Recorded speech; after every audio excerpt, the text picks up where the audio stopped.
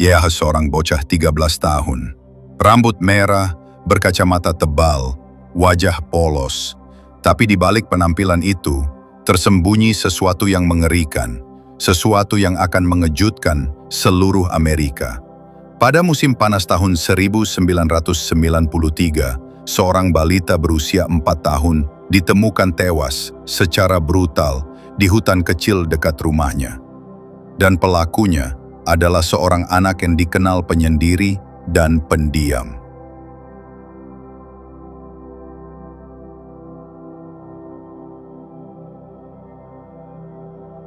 Eric Smith lahir pada 22 Januari 1980 di Steuben County, New York.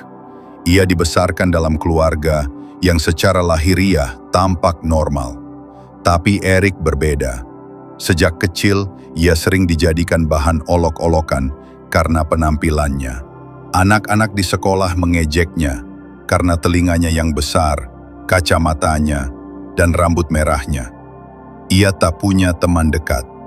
Bahkan guru-gurunya mengaku, Eric sering duduk sendirian, pendiam, tapi terkadang mudah marah. Beberapa laporan menyebut Eric menunjukkan tanda-tanda gangguan kejiwaan, termasuk ketidakmampuan mengendalikan amarah.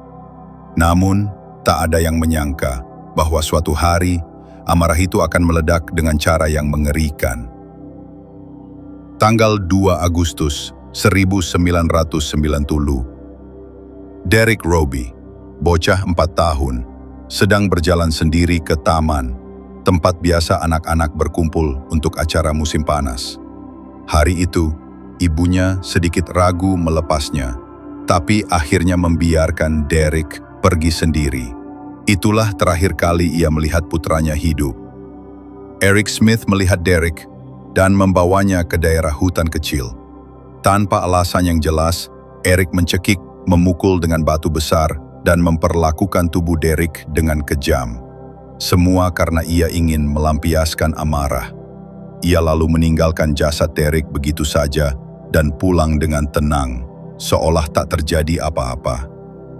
Polisi segera menyelidiki dan menemukan jasad Derek dalam kondisi mengenaskan. Tak ada saksi, tapi beberapa hari kemudian, Eric Smith mendatangi polisi dan mengatakan ia tahu sesuatu tentang kasus itu. Polisi curiga. Setelah interogasi dan pengawasan, akhirnya Eric mengaku. Ia mengatakan bahwa amarahnya terhadap dunia membuatnya ingin menyakiti seseorang yang lebih lemah. Pengakuannya menggemparkan Amerika. Seorang anak membunuh anak lain tanpa motif jelas. Apakah ia sakit jiwa? Apakah ia korban bullying? Atau ada kejahatan yang lebih besar di balik wajah kecil itu? Eric Smith diadili sebagai anak di bawah umur, tapi kasusnya menarik perhatian besar media.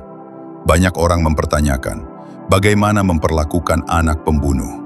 Apakah ia harus dihukum seperti orang dewasa?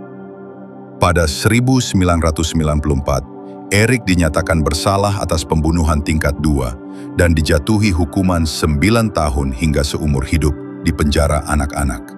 Ia beberapa kali mengajukan pembebasan bersyarat, tapi selalu ditolak, hingga akhirnya ia dibebaskan pada tahun 2021, setelah 27 tahun di balik jeruji besi.